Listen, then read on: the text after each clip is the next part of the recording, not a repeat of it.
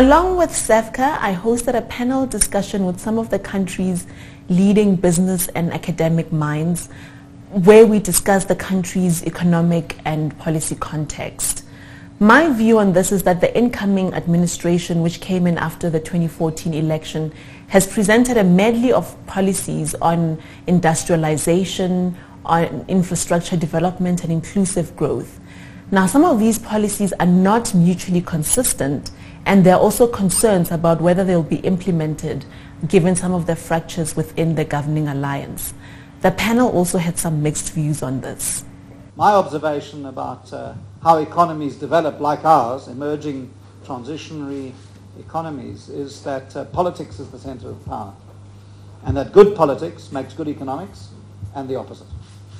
And so I think there is a lot of pressure from below on getting economic growth going, but I for one haven't seen that there's a clear intent to make that the core priority in action, but maybe it's too early. When you think about South Africa now, I think it's quite useful to actually split South Africa into two phenomena. One is what I call an increasingly frontier economy, and I have Nick Binedell very much to thank for those terms, because when you think about a frontier society, you think about the emerging markets that are at the least developed end. I think Bangladesh, India, Nigeria, these type of places where there's huge amounts of poverty. And you think about emerging markets that are more developed, and possibly China is a good example. And that would be the sort of second categorization of South Africa, is a developing economy. And the fact is that the 7.5 million unemployed, the peri-urban and rural communities, the 35% of the 7.5 million that are under the age of 34, these are very much the core of the frontier society. Those people are increasingly frustrated, increasingly marginalized, and whatever we do with the developing economy, the economy as a whole, can't really ignore those people, because they're going to become more and more frustrated. Not only that, but more of a constraint on our economic growth. We actually have to structurally address what I call the two-speed society. This frontier society on the one hand and the developing economy on the other. For economic growth to reach 5%, which is where we want it to be, we need to liberate the developing economy, but we also need to liberate the frontier society. I'm not sure that I'm confident enough that policy at this point in time is necessarily supportive of business and working collaboratively. That's not to say that business doesn't need to take a good hard look at itself, but unless we can work collaboratively and not see one another as enemies, we're not going to move forward, and we're not going to be that high potential destination for investment going forward. Much has been said about what it would take to stimulate entrepreneurship in South Africa. The evidence has been troubling. Institutions such as the World Bank and the Global Entrepreneurship Monitor have shown that there are very low rates of new business formation in South Africa, and also that these new businesses have low survival rates. The panel also had strong views on what it would take to develop entrepreneurship. The issue is that there's a lot of lip service paid to it, and the answer is actually that the SME sector needs to be one of the pillars of our economic policy. As you said, the stats are there, they don't lie. We lag our African peers, our BRIC peers, the first world as well, in terms of how we support SMEs. And in terms of ideas of how you could fix that, beyond obviously trying to find this political wall that I'm complaining about, is perhaps, we could throw ideas around ourselves, but I think, for instance, one which comes to mind is maybe you could have a differential labor regime for SMEs, because that is a serious yoke around their necks that they can't cope with, and that constrains growth on their side. So the labor regime and other abilities, tax incentives, perhaps flexibility to be able to start up a business. But all of these things are tools that we know are there, and they're not a flick of a switch, but they're not. It's not rocket science. So that's why I think the issue is actually the political will to actually implement these policies to get these guys off the ground. One of the dangers is that our country is dominated by large companies. And this is a double-edged sword, because as far as I can see, there's no country of our size economy with this number of globally competitive companies. And I think that comes out of the colonial history. On the other hand, we haven't, as was said, developed this culture in broad-based SME development. So you find communities and areas where you do find that. Stellenbosch is very interesting at the moment. So it's a paradox that unfortunately we are competitive in one way, but we're sluggish at the entrepreneurial level. The frustration for us looking at these numbers and the political risk that some people are touching on is it's just not moving fast enough. And I'm pretty skeptical that government can play this role. Economic growth is the oxygen of a democracy. Because in a country that has had our history, we have to transform this economy. And we have left behind 15 million people so far. The Gini coefficient is opening up dramatically.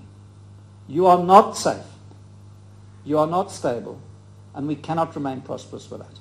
So let me say one last thing about this. We need a form of practically inclusive capitalism that goes beyond the Western business model of paying taxes and doing CSI to understand, and if we don't build an inclusive economy, it's in our interest to build an inclusive economy.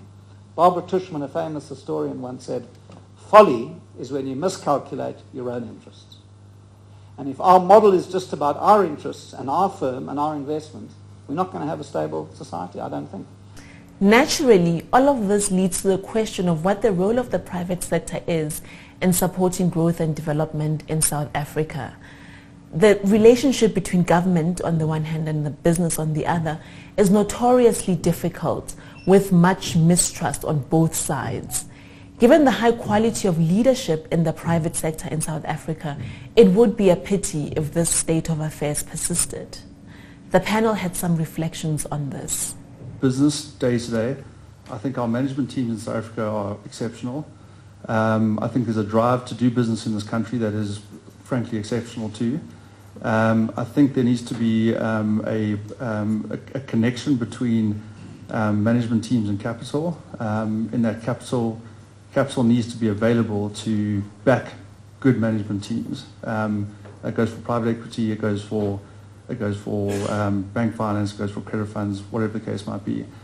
And we've seen numerous examples recently of businesses that were small. I'll give you an example of Toy Industries, 6 million rand market cap 18 months ago. Business was in restructuring, a series of bridge financings, equity raisings. The business is 850 million market cap now. And I think with all the sort of doom and gloom going around, there's a lot of money to be made in South Africa. There are significant opportunities to make, and I think all the key players, and I look at that as capital and management primarily, together with the 3 power brokers in the background. But the business has been done day to day, and the opportunities are there to take. They're there to be made, irrespective of the broader flows. So we each have to kind of throw away the constraints that ideologically bound us to the same behaviors every day. And say, you know what, we're open to having a conversation about how to make South Africa better for everyone. And it may involve us sacrificing something that we inherently believe is very important, but actually we can get somewhere better. And this grand bargain is really about how do we grow South Africa and really drive growth in a breakout way. The only way out of the issue of unemployment that we have today is the ability for all players, in particular government, to create an enabling environment for investment. As long as we can all understand what our role is, whether it be government, whether it be business, whether it be labor, and we focus on that panacea, which is economic growth and not job creation, then I think we're going to move forward. That's the thing that worries me. In trying to protect an environment from foreigners, which was an experience I went through, foreign investors, you unfortunately at the same time make it unattractive to local investors. And if you're making it unattractive to local investors, entrepreneurs are probably even more put off. It should all be the other way around. Being an entrepreneur is hard enough, never mind having to deal with all the stuff that's put in their way. South Africa makes an unfortunate appearance in Thomas Piketty's tome, Capital in the 21st Century, where it is portrayed as ground zero for the battle between capital and labor. I hope this panel has demonstrated that there are business leaders in South Africa who grapple meaningfully with these issues and are not alienated from society's concerns. This should inspire other such debates in other forums going forward.